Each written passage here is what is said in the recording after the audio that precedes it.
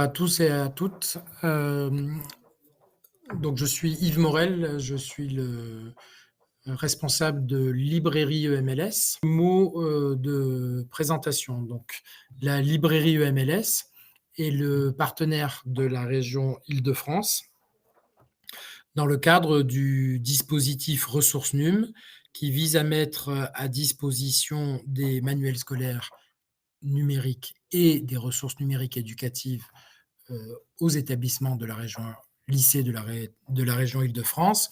Et de notre côté librairie EMLS, nous nous occupons du volet ressources numériques éducatives. Dans ce cadre-là, et nous avons été choisis par la région Île-de-France pour vous accompagner, vous établissements, pour une période de 4 ans. Dans ce cadre-là, notre rôle a différents volets et notamment celui d'animer le catalogue, c'est-à-dire de présenter les ressources qui sont à votre disposition dans le cadre du catalogue. Ces ressources sont généralement à disposition après commande de l'établissement en imputant un budget qui est financé par la région.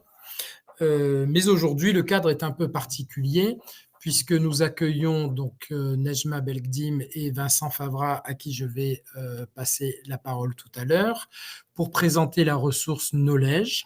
Cette ressource, elle, s'inscrit dans un cadre de pilote. Au titre de ce pilote, la région a souhaité mettre à disposition de l'ensemble des enseignants des établissements lycées de la région Île-de-France qui adhèrent au dispositif Ressources NUM, autant dire la plupart des établissements lycées, de mettre à disposition cette ressource pendant toute l'année scolaire pour pouvoir tirer un bilan ensuite des usages qui seront faits de cette ressource. Donc, cette ressource est dès à présent disponible pour vous et elle va être présentée aujourd'hui. Ce que je voudrais rajouter, c'est que donc vous pourrez tout au long du webinaire poser des questions dans le chat et que ce webinaire va être enregistré pour pouvoir être rediffusé également auprès d'établissements qui n'auraient pas pu être présents aujourd'hui. Donc, cela étant dit, je vais maintenant pouvoir passer la main à Nejma et à Vincent. Bonjour Vincent. Bonjour à toutes, bonjour à tous. Merci Yves pour cette introduction de Knowledge. Parfait. Bonjour Yves. Donc je suis Vincent Favra, le CIO de la start-up EdTech française Knowledge. Nous sommes une compagnie spécialisée dans l'intelligence artificielle pour l'enseignement et donc pour les professeurs en particulier. Il s'agit de générer du contenu pédagogique, interactif et engageant en quelques minutes, plutôt que d'avoir en fait à réaliser un travail laborieux qui prendrait 40 ou 80 heures de travail pour créer quelques modules d'apprentissage en capsule, en fait, des micro-learning. La compagnie a été fondée en 2019 dans les Hauts-de-France, donc nous sommes basés à Lille. Elle a été autofinancée à l'origine et nous avons travaillé en recherche et développement sur les thématiques du langage naturel et puis de l'intelligence artificielle, juste au moment où ces technologies ont fait des bonds spectaculaires dans leur performance.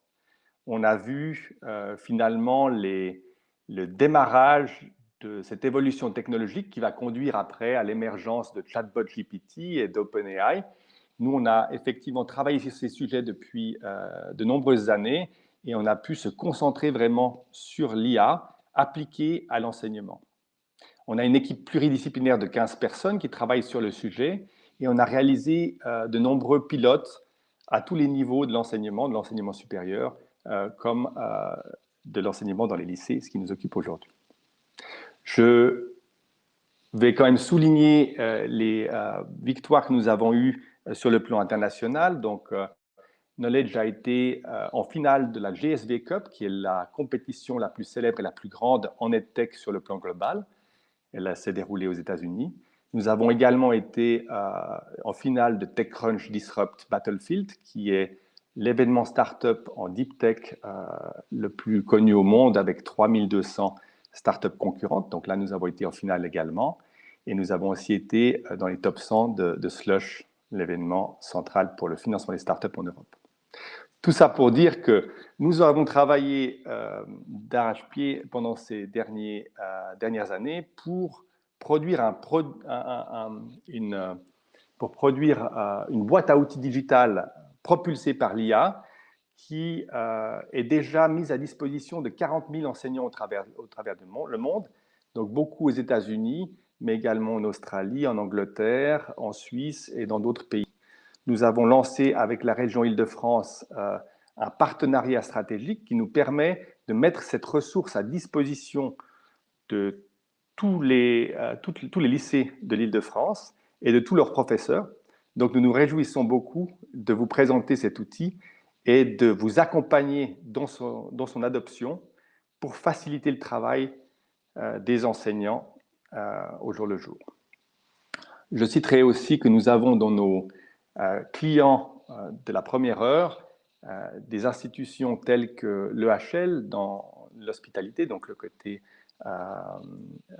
haute école, l'IMD qui est une des business schools les plus réputées au monde, et puis que nous avons eu des collaborations stratégiques, notamment avec Google Classroom, Wikipédia ou la Southeastern Louisiana University. Je vais donner la parole à Nejma Begdim, qui est notre chef de produit, pour vous expliquer comment KnowledgeEA fonctionne concrètement. Et suite à cette explication, nous allons passer à la démonstration de la technologie, donc pour vous montrer comment notre moteur IA fonctionne en direct, pour que vous puissiez l'adopter de la meilleure façon qu'il se peut. Nejma, je te laisse la parole. Oui. Merci beaucoup, Vincent. Donc, je m'appelle Nejma Belkdim Travaglini. Donc, comme le disait Vincent, je suis la directrice produit et cofondatrice de KnowledgeEA et je suis également psychologue cognitiviste de formation. Alors, la solution qu'on propose, c'est une solution qui permet, donc à partir de n'importe quelle source, donc texte, audio, vidéo, de générer automatiquement une palette d'activités interactives, quiz, vidéos interactives, flashcards, glossaires et certains jeux. Et pour ce faire, on a une approche qui est très centrée sur l'enseignant et qui se veut éthique, dans le sens où toutes les activités générées prennent comme source de vérité la source que l'enseignant choisit. Et par ailleurs, l'enseignant a la main sur ce qui a été généré par l'IA à tout moment lors de la génération. Donc du début à la fin, l'enseignant peut venir ajuster ce qu'a généré l'IA de façon illimitée et tout au long de son expérience avec notre outil. On se positionne comme un outil auteur et par conséquent, tout ce qui a été généré par l'IA, toutes les activités générées sont facilement importables sur la plateforme Moodle ou sur les plateformes, il me semble que c'est Elea pour l'Île-de-France, donc sur votre plateforme e-learning. On ne gère absolument pas la data des apprenants et c'est à partir du LMS qu'on gère ça. Donc, alors, comment est-ce que ça fonctionne exactement? La première étape, c'est de sélectionner le contenu que vous souhaitez rendre interactif. Donc, comme je le disais, on gère les textes, les vidéos et aussi les audios. Donc, pour les textes, ça peut être un fichier PDF, un fichier doc, Word, ou même un lien Wikipédia ou un article que vous trouvez sur le web. En termes de vidéos, c'est aussi des fichiers MP4, mais également des vidéos YouTube. Je ferai une démo à partir d'une vidéo YouTube. Et sur les podcasts, enfin sur les audios, ça peut être des podcasts, des enregistrements audio.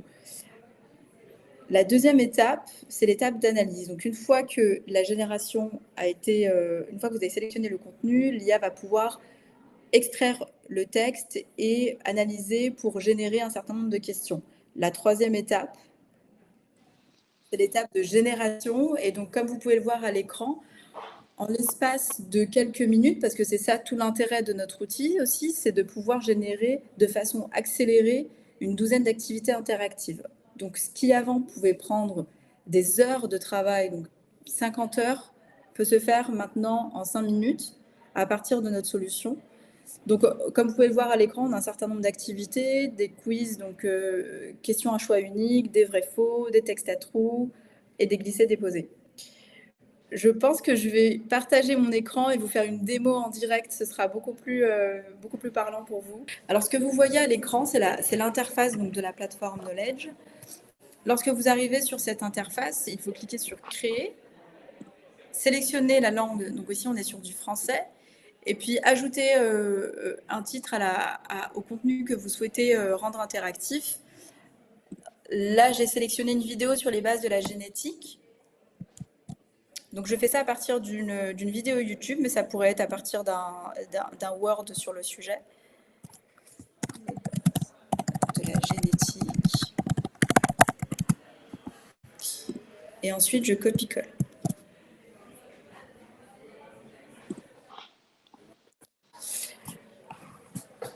Donc là, on est sur une vidéo. Donc l'IA, la première étape va être pour l'IA d'extraire le fichier audio. Et à partir de ce fichier audio, faire un travail de transcription. Lorsque cette transcription est terminée, l'IA va passer à la seconde étape, qui est l'étape d'analyse. Et donc l'IA va comprendre le texte, identifier les notions clés, les idées importantes, et à partir de là, va générer un certain nombre de questions. Donc des vrais-faux, des questions à choix unique, des questions de plus haut niveau aussi, mais également un glossaire et toutes sortes d'activités. La troisième étape est l'étape de génération de ces micro-learning. Donc, c'est vraiment les activités que vous allez pouvoir ensuite partager à vos élèves. Donc là, on est toujours sur l'étape 1.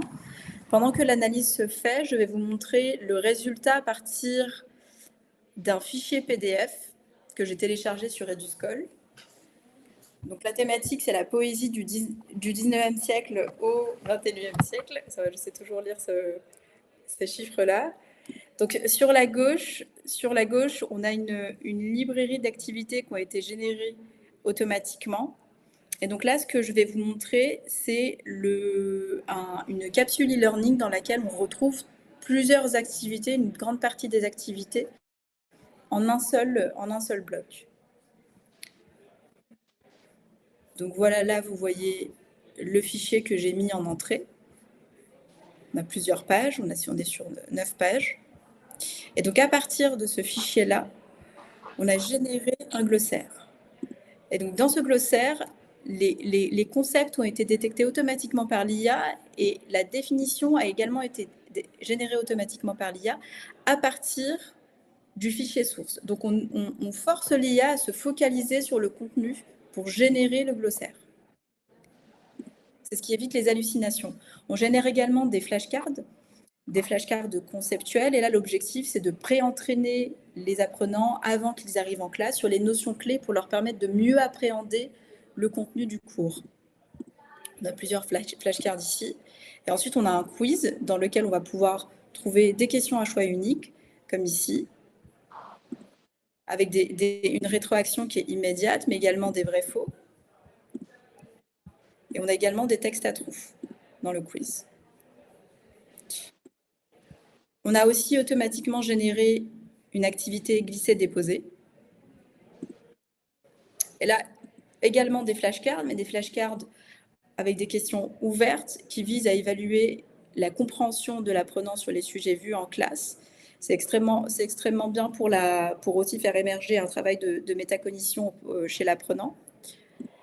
Et on a enfin un résumé avec les points clés, un abstract et les points clés du contenu que vous pouvez partager. L'apprenant a également un tableau de bord qui lui permet aussi de se positionner, de suivre sa progression dans ce livre interactif. Donc, tout ce bloc-là peut être partagé très facilement en téléchargeant un fichier SCORM ou un fichier H5P pour être ensuite importé dans la plateforme e-learning. Au niveau des activités, vous avez également des jeux, donc des mots croisés. Et ces jeux-là sont très efficaces aussi. On a eu un retour d'un enseignant qui les utilise pour l'enseignement de la grammaire en seconde. avec des élèves aussi en difficulté, et ça fonctionne parfaitement sur ce type de thématique. Au niveau des activités, vous avez la possibilité d'exporter ce fichier, ce bloc interactif où on retrouve une partie des activités, mais vous avez aussi la possibilité d'exporter les activités de façon individuelle. Si vous souhaitez partager le glossaire, puis ensuite partager à un autre moment les concepts, les flashcards avant d'arriver en classe, et puis après la classe, partager les flashcards, c'est tout à fait possible. L'objectif, c'est de vous accorder un maximum de flexibilité pour que vous puissiez faire vos propres scénarios pédagogiques au niveau de la plateforme. Un élément qui est extrêmement important, c'est que vous avez la possibilité de venir ajuster tout ce qui a été généré par l'IA, et ça, c'est l'étape d'édition. Donc là, ce que vous voyez à l'écran, c'est un espace dans lequel vous allez pouvoir modifier, retirer ou ajouter des concepts ou des questions. Au niveau des définitions, vous pouvez réduire autant que vous le souhaitez. Vous pouvez sélectionner les activités dans lesquelles vous souhaitez voir certains des concepts. On a également les questions. Donc là, à partir d'un PDF de 9 pages, on a réussi à générer 61 questions. Et vous avez également la possibilité ici de sélectionner les questions que vous souhaitez avoir ou désélectionner. Vous pouvez également modifier autant que vous le souhaitez. Tout est modifiable.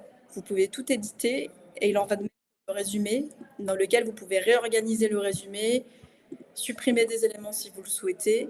Et vous avez sur la droite le fichier source pour vous accompagner, vous aider tout au long de votre travail de revue.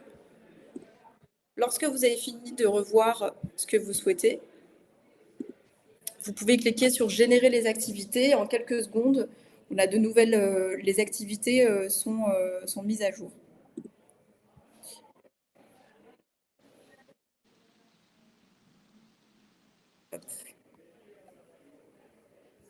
Alors, pour la vidéo sur les bases génétiques, la transcription a été faite en quelques minutes, automatiquement, et c'est à partir de cette transcription que l'IA va analyser le texte et générer les questions. Donc, je peux lancer l'analyse.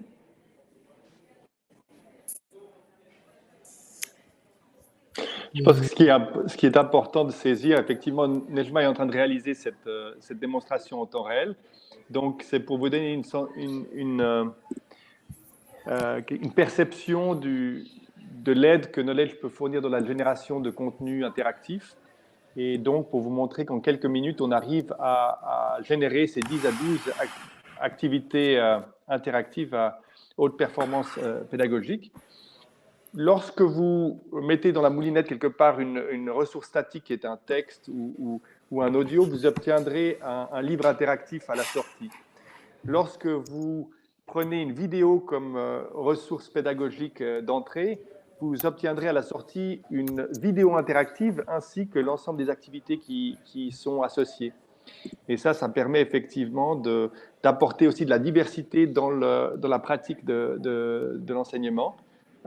Et puis d'être très réactif, puisqu'on peut prendre une ressource qui nous a touchés ou quelque chose qui provient de l'actualité du jour même, et puis finalement générer un cours interactif pour le lendemain déjà, sans devoir avoir finalement un passage par un studio d'enregistrement et un processus qui serait compliqué en fait et coûteux pour obtenir ces ressources. L'autre élément, c'est effectivement que pour utiliser Knowledge, on n'a pas besoin d'avoir une maîtrise de l'intelligence artificielle. On peut venir sans aucune connaissance préalable, et il n'y a pas besoin de faire référence à son responsable informatique, puisque c'est finalement réalisable en quelques clics. Donc, on essaie de réduire les frictions et les barrières à l'entrée pour que vous puissiez intégrer cela à votre pratique. Vincent, nous avons une question, donc Marie-Lise, qui demande comment le professeur peut voir le travail des élèves. Alors, c'est à partir de votre plateforme, donc la plateforme e-learning. Yves, si je me souviens bien, c'est LEH et Polytechnique. Ce qui me semble, oui. Et donc, c'est à En partir… intégrant l'activité dans la plateforme e-learning. Exactement. En intégrant l'activité dans la plateforme e-learning, la plateforme pourra communiquer avec l'activité et récupérer les informations sur vos élèves. Très bien. Marie-Lise, est-ce que vous utilisez une plateforme e-learning actuellement? Non. Je pense qu'il est important de noter que Knowledge est particulièrement pertinent pour les activités de classe renversée. Par exemple, ça permet d'avoir finalement des interactions sur les concepts clés ou les éléments que les élèves n'ont pas saisis.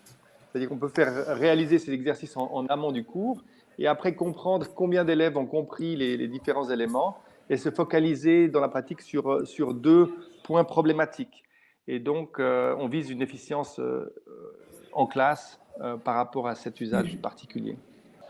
Alors, ce que je voudrais dire aussi, c'est que là, on s'inscrit dans le cadre d'un pilote décidé par la région Île-de-France. Donc, cette ressource est aujourd'hui disponible pour l'ensemble des enseignants. Dans le lien, dans le message d'invitation à ce webinaire, vous avez le lien qui vous permet d'y accéder dès maintenant. Il y a encore quelques dernières retouches à faire pour une localisation en français parfaite, puisque si j'ai bien compris, tout avait été au départ plutôt pensé en anglais pour une meilleure diffusion, mais ici, c'est la langue de Molière qui prévaut. Nous sommes, nous, librairie MLS, à votre disposition, à la disposition des établissements pour vous accompagner dans l'utilisation de la ressource. Soit nous pouvons répondre directement à vos questions, soit nous vous mettons en relation avec Knowledge pour que effectivement chacun puisse faire sa propre expérience, poser les questions qui peuvent poser difficulté, notamment peut-être autour de ce partage des activités, etc. L'objectif étant effectivement que dans le cadre de ce pilote, on puisse évaluer au mieux la contribution de Knowledge à l'enrichissement des approches pédagogiques. J'aimerais peut-être, Yves, rebondir sur la notion d'IA éthique qu'a souligné Nejma, parce qu'il y a un enjeu d'accessibilité au moteur d'intelligence artificielle aujourd'hui.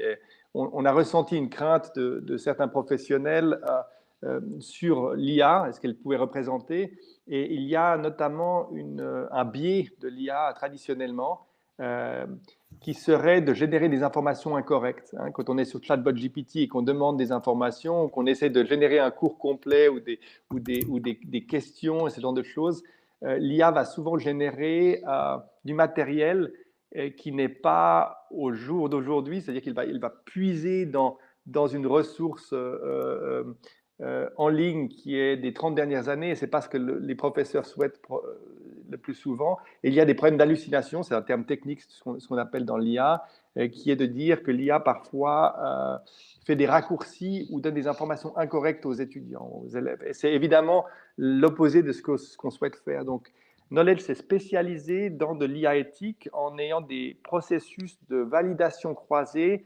des résultats. À la place d'avoir quelque part une page blanche et à demander à l'intelligence artificielle de générer un cours entier ex nihilo, on va avoir finalement le professeur, la professeure dans le siège du conducteur, en plein contrôle, et elle ou il pourra choisir une ressource pédagogique qui est valide et qui est dans les méthodes qui lui conviennent. Et c'est sur ce document de base que l'IA de Knowledge va générer des interactions. Donc en fait, on ne génère pas de cours, on génère des interactions à partir d'un cours ou d'un document, c'est-à-dire qu'on transforme et on rend interactif un contenu statique. Ça a 2 avantages majoritaires, c'est qu'on a pu prouver que cette interactivité, ça augmentait significativement l'engagement des apprenants.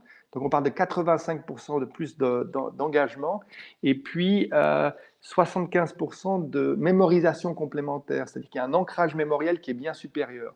Donc, on allie en fait ses performances au niveau de la rapidité de production du cours, donc 50 fois ou 100 fois plus rapide pour l'enseignant, aux performances accrues pour l'élève, en fait, qui va mieux se rappeler des éléments et avoir plus de plaisir et d'engagement à réaliser les exercices. Je vais juste Vincent, préciser ceci. merci pour ces précisions qui sont vraiment très intéressantes. On a quelques questions.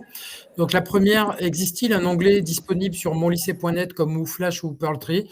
Donc, non, il n'en existe pas aujourd'hui, mais nous allons nous rapprocher des personnes qui gèrent monlycée.net, ce n'est pas nous, qui sont d'ailleurs présentes à cette présentation aujourd'hui, et pour voir dans quelle mesure, effectivement, on peut mettre en œuvre cet onglet. Deuxième question très intéressante parce que effectivement c'est souvent une inquiétude. Donc le prix de cette ressource l'an prochain est-il connu?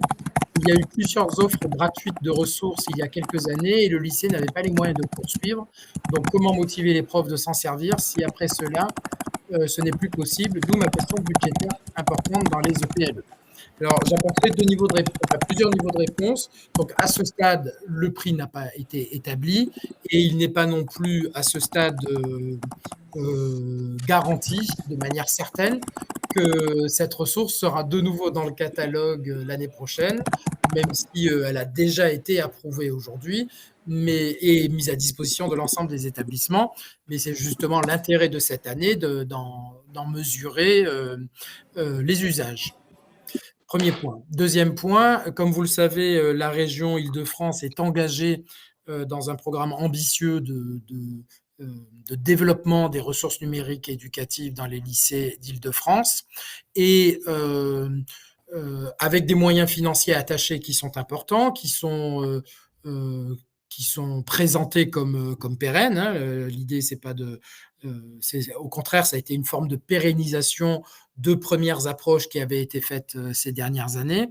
Donc, je ne serais pas trop inquiet sur la capacité de chaque établissement à partir de l'année prochaine à souscrire à cette ressource si elle n'était plus mise à disposition de manière générale, à souscrire à cette ressource dans le cadre du budget qui lui est alloué par l'établissement. Mais en effet, peut-être qu'on pourra apporter des précisions complémentaires à l'avenir. Et enfin, il y a une petite question sur le fait de savoir si ce webinaire aura bien une possibilité de revisionnage. Donc oui. Une autre question, est-ce que partager une activité oblige les élèves de se rendre sur le site Knowledge? Donc, je vous laisse la parole. Alors, j'ai déjà répondu sur le chat. Donc, typiquement, le lien que j'ai envoyé, c'est un simple lien web. Et donc, comme un lien YouTube, Wikipédia, etc. Donc, absolument pas nécessaire d'être sur la plateforme Knowledge pour partager aux élèves. Ni d'ailleurs sur un LMS de type LEA, en fait. Absolument, oui. Vous pouvez partager avec ce lien web sans avoir besoin d'avoir un LMS. Et par ailleurs, on a aussi prévu de générer aussi des fiches que vous allez pouvoir utiliser directement en classe de façon aussi collaborative avec vos élèves. Vous pourrez à l'avenir imprimer les contenus générés par Knowledge AI sous forme de slides, PowerPoint ou encore sous forme de PDF que vous allez pouvoir imprimer. Il est très important pour nous. Pardon, ouais. Non, je t'en prie, Vincent. Non, il est très important pour nous de souligner que l'institution et l'enseignant sont en plein contrôle et dans le siège du conducteur. C'est-à-dire qu'on est dans une société d'intelligence collective et notre but, c'est de co-construire avec vous les solutions qui correspondent à vos besoins. Donc, on est très attentif en fait aux besoins qui sont exprimés et nous sommes très agiles pour répondre à ces besoins. Donc, lorsque nous parlons d'import et d'export de fichiers, on a vraiment choisi un dispositif qui vous permet d'utiliser la plateforme, le LMS que vous utilisez habituellement, ou d'être en dehors de ces éléments-là avec un embed dans les sites web traditionnels, ou bien simplement un lien un lien web comme l'a exprimé Nejma. Donc l'idée, c'est l'accessibilité maximale et puis la friction minimale quelque part. On ne souhaite pas que vous deviez changer vos habitudes. Ce que l'on souhaite, c'est qu'on s'intègre dans vos habitudes et qu'on ait finalement ce bouton magique qui vous permette en quelques minutes de créer énormément d'interactivité et de vous accompagner dans votre pratique. L'idée, c'est de créer effectivement plus de temps, de libérer plus de temps pour l'enseignant pour créer voilà, de l'enseignement de qualité, être dans une démarche plus adaptative aussi. Il est possible de produire sur la base d'une ressource 3 niveaux de difficulté, par exemple, pour que les étudiants qu'on puisse gérer différents groupes dans la classe. Et donc, c'est un pas vers l'adaptive learning, mais qui en fait est entre les mains de l'enseignant. Au niveau du prix aussi, puisqu'on a parlé de prix de la licence, il est évident que quand on considère de créer 1 heure de contenu interactif, par exemple, et qu'on doit gérer, comme on le fait avec les MOOC, un studio d'enregistrement, des experts sur le sujet et l'ensemble du processus que ça implique, on a des sommes qui sont considérables, de 10 000 €, 15 000 €. Et ça ne permet pas du tout aux enseignants ou aux institutions de pouvoir intégrer ces cours interactifs à l'échelle dans leur pratique. Et donc, nous, on renverse cette équation et on souhaite que ce soit la région effectivement qui couvre ces coûts de façon à ce que les institutions et les professeurs n'aient pas besoin de se poser la question. On veut alléger leur travail et leur permettre des possibilités créatives dans le cadre de leur pratique sans que ça leur coûte. Et ça, c'est très important et c'est notre engagement à moyen terme pour la ressource. Donc, on travaille main dans la main avec la région Île-de-France pour vous permettre d'avoir cette solution comme une solution pérenne dans le cadre de votre pratique. Bien. On va bientôt devoir conclure, mais on a encore une question que permet de faire un crédit. Donc, Nejma. Un crédit correspond à une ressource, quelle qu'elle soit. Donc, ça peut être une vidéo ou un PDF. C'est ce qui correspond à un crédit. Alors, cela dit, dans le cadre du projet Île-de-France, les enseignants ne sont pas soumis à cette notion de crédit. Absolument. Et donc, ça signifie effectivement que vous n'êtes pas restreint du tout. C'est-à-dire que si vous souhaitez créer 10, 15, 20, 100 ressources par semaine, vous êtes cordialement invité à le faire. Très bien. Alors, sauf s'il y a d'autres questions, il me reste à vous remercier infiniment, Nejma et Vincent, pour votre présentation et votre réactivité. Et ensuite, évidemment, que ce soit Knowledge ou nous-mêmes, Librairie EMLS, nous tenons à votre disposition à tous et toutes pour compléter les informations que vous avez eues aujourd'hui. Ce webinaire va faire l'objet d'une vidéo qui vous sera envoyée et qui sera également envoyée aux établissements qui n'ont pas pu participer aujourd'hui. En fin de webinaire, vous avez un questionnaire avec une évaluation et des commentaires éventuels. Les commentaires sont toujours très intéressants pour nous. Je vous remercie, je vous souhaite une bonne fin de journée. Au revoir. Merci infiniment. Merci beaucoup. À très bientôt.